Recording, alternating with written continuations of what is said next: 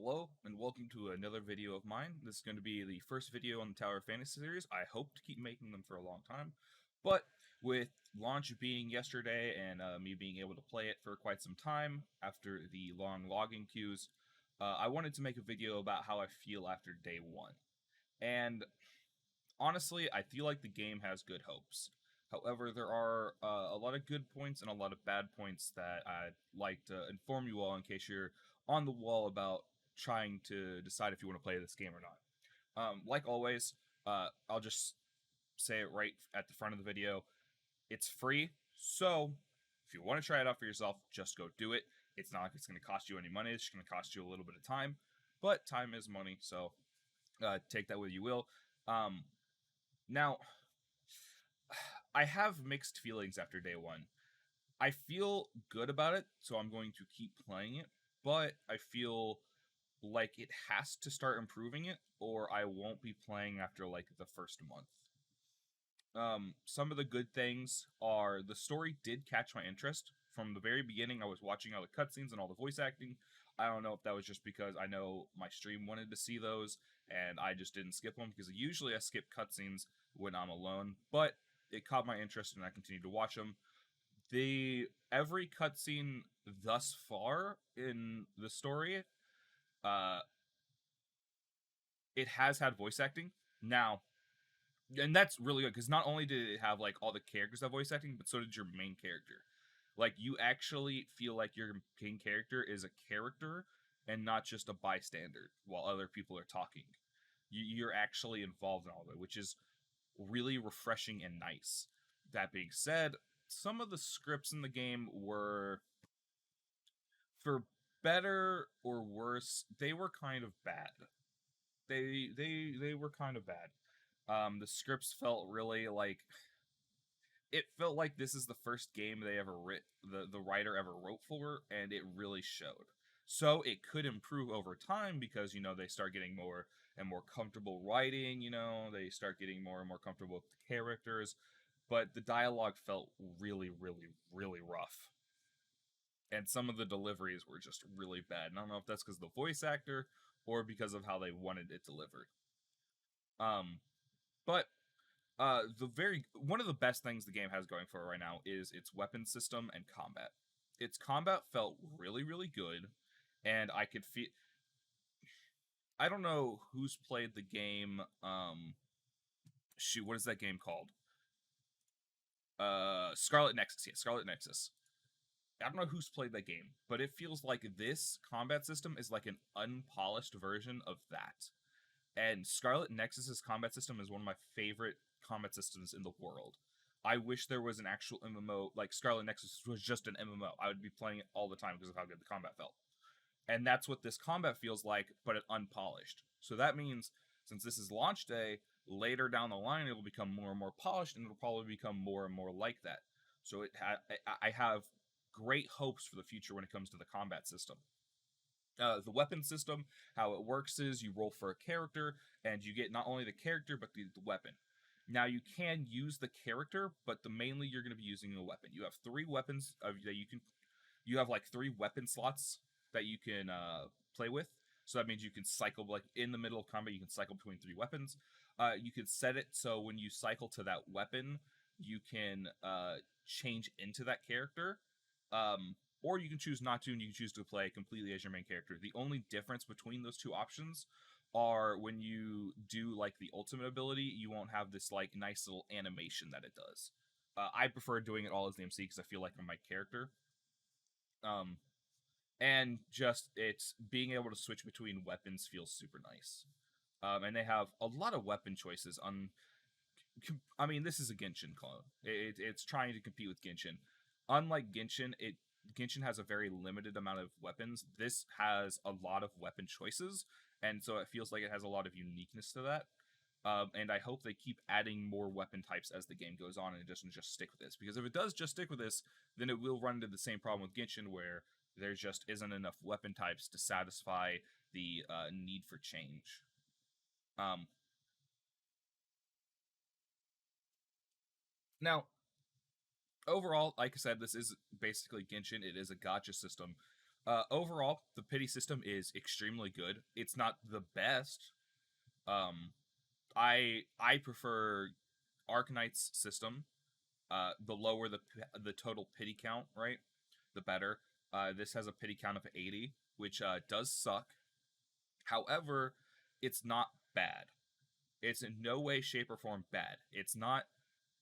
It's like two different forms of good. You know what I mean? So how the pity system works is you have 80 pulls. At the 80th pull, you are guaranteed an SSR unit.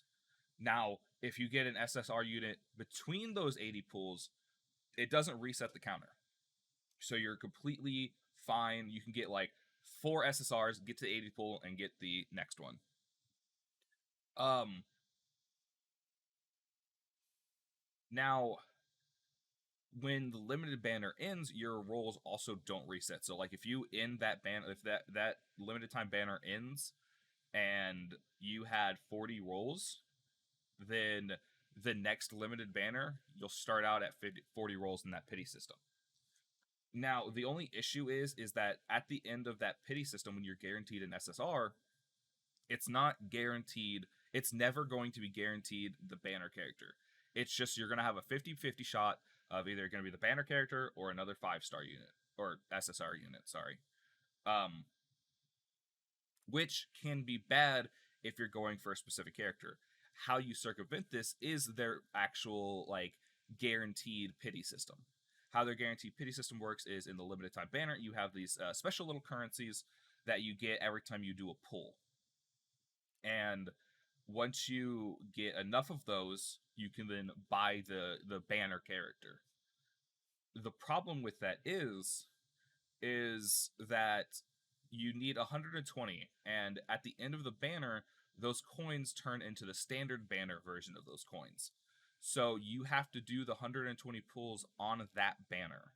So that means you're going to get into a situation where you just start saving up a bunch of wishes because you don't want that banner character. Yeah, you have like 60 out of 80 pity, right? But it'd be better just to save up those 120 wishes so that when the next banner rolls around and you actually want that character, you can use all 120 rolls right there. So there's no building pity and hopes that you get the character. If you don't want that character, don't roll on that banner. Save to the next banner that you actually want. That way, one, you can actually try to get the character you want while you're doing the rolls, and you get that guaranteed SSR unit at the 80th roll. But also, when you get to 120 rolls, you can just buy that unit and you don't have to worry about those coins transferring over to the standard banner version. So it's kind of a forgiving system, but it really makes you play the long con rather than just build pity and hope you get what you get. You know what I mean? Um, Now the UI in the game, it's pretty rough right now. It's pretty confusing and overloading, especially to new players of the genre. I spent maybe 10 to 15 minutes just exploring everything for the UI and eventually understood it all. There are some things I can't just press escape and quick over to. I'm like, wait, what was it again? Because they all have different names. They're all kind of silly names too. Honestly, they could have just named it outright to what it is, but they didn't. Um, and I I have a friend that is new to this genre, and he almost gave up because the UI was too confusing and it overloaded him too much. He was like, I'm done for the night. I'll try it again tomorrow. But he was done for the night, which is understandable because that's very frustrating because that's the first thing you're gonna see. Hopefully they clean it up. I'm sure they will. Every game has a UI cleanup because never a game rarely has a good UI at the very launch of the game. It's very rare. So now here's the issues. Well, I've already said some issues, but here's like the major issues that have gotten me that have gotten me on the wall. Because overall, it feels good. The problem they've kind of on day one though they kind of shot themselves in the foot. So they're going to have an energy system. I haven't reached the part where they have the energy system, and that's kind of going into my issues for this. I haven't gotten to that point where I can spend energy, which I hate energy systems. I dislike gotcha games. I'm gonna be real. Not I usually like the game itself, but the gotcha aspect ruins it. But we're not gonna get into that rant. I I can accept a gotcha system if it doesn't have an energy system, though. Energy systems completely ruin a game because it limits how much you can play that game and it limits how much you can grind, which uh makes sense because it'll make, like, from a corporate standpoint, it kind of makes sense because, like, it keeps you playing the game for longer, but that's not how games actually work. You need energy systems are just really bad and it shouldn't exist in the game. I'll end it there. They're bad. They shouldn't be in a game, no matter the game. But how they shot themselves in the foot is they time gated so much stuff. And it's like, it wasn't like, oh, it takes 2 hours to complete this. That's not the time gating. It's actually much worse. They time gated the main quest and the level system by being, you could only, day one, you could only get to level 18. You cannot get to level 18 or past level 18 until day 2. Like, you just stopped gaining EXP. So you couldn't just keep leveling up and leveling up and leveling up. But, like, as you were exploring or doing quests, you couldn't level up, which gated a lot of the systems because a lot of the internal character system were like, you need to be level 20 for this, you need to be level 24 for this, and so on and so on. And it just stopped the game in its tracks. Like, you were having a good time, you were having fun exploring, and then all of a sudden, boom, you're level 18, 99.99% experience, and now you're not gaining anything. You're like, well, what's the point of continuing? I have to wait till tomorrow to gain any benefit from doing this other than achievements. But achievements give EXP, so you're shooting yourself in the foot by doing the achievements now. It's really, really bad. And then they also did that with the main quest. Me and my friends got to a point where we couldn't progress the main quest because they were like, this next chapter unlocks in 4 hours, which was when the daily reset happened. And that's just incredibly bad, especially for a launch day. The launch day is when a lot of people have set aside time, they took off work or whatever, or they took off work the next day just so they could play the game and play the game and play the game up until they got to their own finishing point. But because they time gated it, it made it so that they were forced into a stopping point. And that's just incredibly bad design. Like, I physically can't think of a corporate reason to do that. I have no clue why they did that. And honestly, it probably killed the game. Like, it's been getting from my understanding, it's been getting a lot of negative reviews because of a lot of stuff in it, and this is a main thing that they just got time gated. Like, I know of at least 3 people that once they got to the time gate, they were like, oh, this is stupid, logged off and uninstalled. They're never playing the game again. If 3 people do that I know of, and I have a very small friends list, then imagine the scale of how many people that actually did that, especially when they can just log out and go play Genshin, which they have a lot more time and money invested on. Like, by gating themselves like that, they really just ruined the game. Because this isn't the first gate. Today, day 2, the gate is set to level 24, and I'm sure that the main quest is also gated as well. So it's not even like they were trying to stop people from speed running day 1, because now there's day 2 and there's a second gate, which means I don't know how many more gates there are going to be. It could be for the entire week. It could be for the next month. It's not good. It's not a good look for a game to do that. This is the first time I have ever seen a game do it. Now, another game could have done it. I'm not sure, but this is the first time I've ever seen a game do that. And it's incredibly horrible to do that. It makes no sense whatsoever. So, and the last thing is this, honestly, it feels too much like it's trying to clone Genshin rather than make its own game. And it's going to be an incredibly short-lived game if it doesn't start trying to make it its own game.